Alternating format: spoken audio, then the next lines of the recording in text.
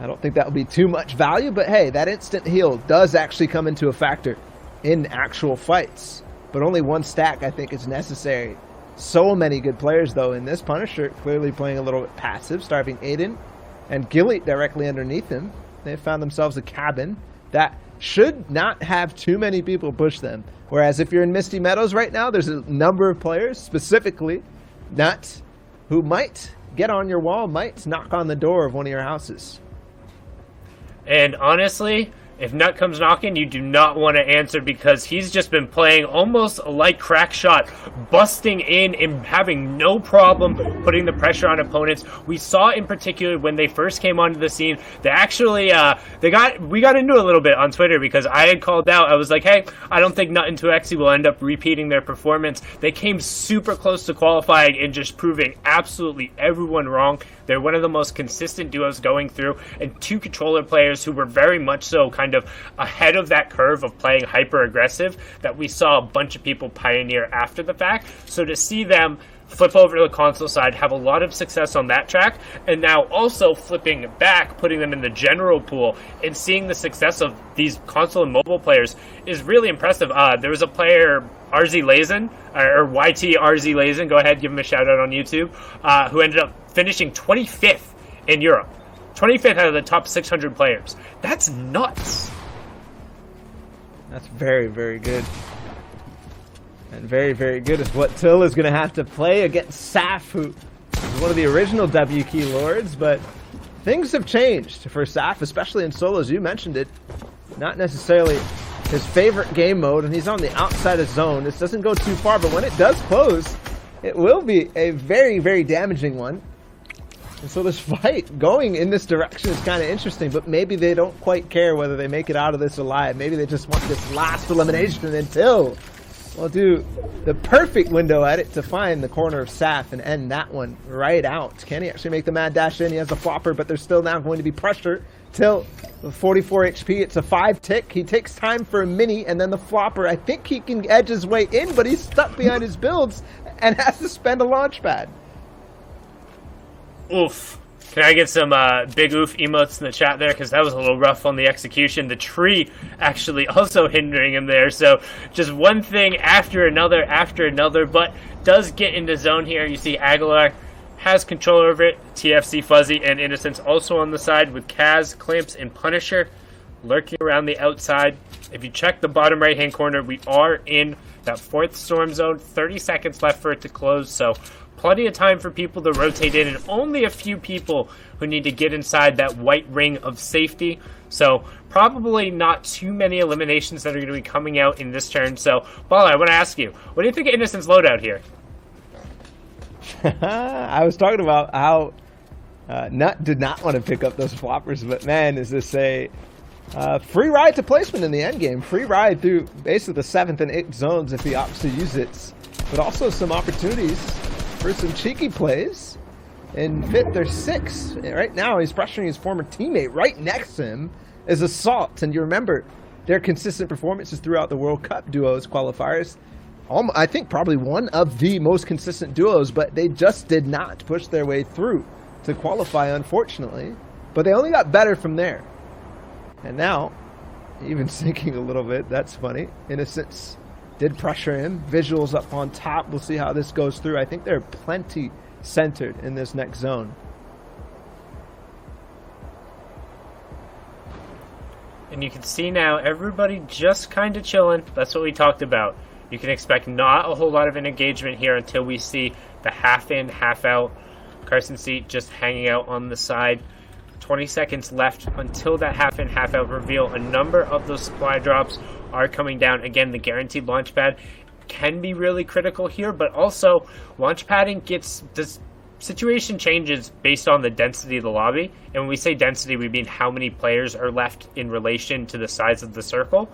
Right now, if you are the first one to take a launch pad, odds are good you are going to get absolutely destroyed out of the sky unless you're short padding and having a very determined path.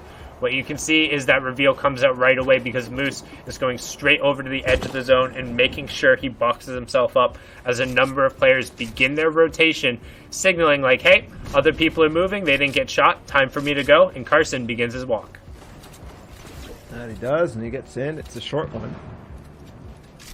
A quick leisurely stroll will get him into zone. One of the first to be here. And he actually finds a fight breaking out for whatever reason right on the edge of players who are basically already in, but box fighting for whatever. Now Kaz does finish off Till, who had the unfortunate launch pad on the side of zone after getting W-keyed by Saf. Carson does not have the highest position, but that's okay. Being on the edge and not that many people near him, and also a kind of breaking line of sight with the mountain and other builds near him, should be okay. Gonna opt to shoot back at this player. Gets a lot of damage done, but probably not enough. And with the hill to the side, there probably won't be too many more people joining the fray in terms of shooting at this player. Nope, everybody just kind of hanging out, making sure they're not overexposing themselves. They want to make sure they get as many placement points as possible. Again, queues have closed. These will be the final matches for the evening. 10 matches today, 10 matches tomorrow. We'll tally up the scores, and then the top 300 will advance to play next weekend. The bottom 300 and everyone else who is left will be moved into that reboot round, where they will have one more chance. That reboot round acting as a last chance qualifier to get into the grand final, to fight among the top 100 of the best solo players. And on NA East, you're competing for that $100,000 top prize pool. So not only the bragging rights, but also a nice little prize pool to go with it, as Rogue Shark 35 into 70. Some good tags going through as we move into our top 30 now. And that 6th zone is going to pull way up north across the lake, causing a little bit of trouble for anybody who does not have the benefit of being higher up or with a launch pad. And you have to actually time these launch pads well so that you don't have to land in the middle of the water. A lot of people who are opting to use it right now are going to run into that issue. Though you can see one arrow going right onto the little island there as we watch Rogue Shark take out Skittles, who was stuck on the backside of this. I'd almost prefer to go by foot if I'm fast, if I'm not going to make it all the way to that island. Rogue Shark does do that, though. With a little bit of a short pad, unintentionally. And he's in zone, reloading the RPG. Could cause any trouble. The great thing about RPG on mid-ground is you can kind of force people away from you in really, really, really good ways, because instantly they fall and have to go to a layer that they're uncomfortable with, and you get that layer for free. Getting the layer for free and making sure you have enough room in your uncontested is so important, and that was so absurdly intelligent by Innocence. I'm going to touch on it in a second to make sure he doesn't pick up a second one, but he rotated the ramp so he was phased through it, so the player could not see him, and he was able to fire through, effectively blinding the other player off. We now have our top 20 as Clamps does pick up G-Money, and Innocence got a nice little upgrade there, fixing his health situation, has plenty of floppers, and instantly traps off that opponent and moves up to be on his own layer. We talked about it. That's key and what he wants to look for, as Coop does pick up ZDQW, and we move closer to that top 15. And the goal for Innocence's win condition is to get into the 7th zone and hopefully have a favorable one with this amount of materials, essentially enough to possibly go for a high ground take later on in zone. He's going to then sit back in the zone, chomp on those floppers, and maybe make a play as he picks up another one. That's 3, and a couple of materials gained from that 2, possibly another one, as there's a player directly on a metal floor, but not going to be able to fall down. It was a little bit too built, and this is it. The zone does bounce back. Innocent now with the 7 floppers. He's making the base that he's possibly going to sit in for a while, depending on how others are going to go from here. For now, he's actually going to expend these, and now looking at height, it doesn't look like it's too high at all. He's going to be able to pressure this off. Yes, it's the grappler, though, up on the hill. That's no longer a possibility, or is it? He goes for it. It's Rogue Shark, and he does cone him off and take it, but no more materials now for Innocence.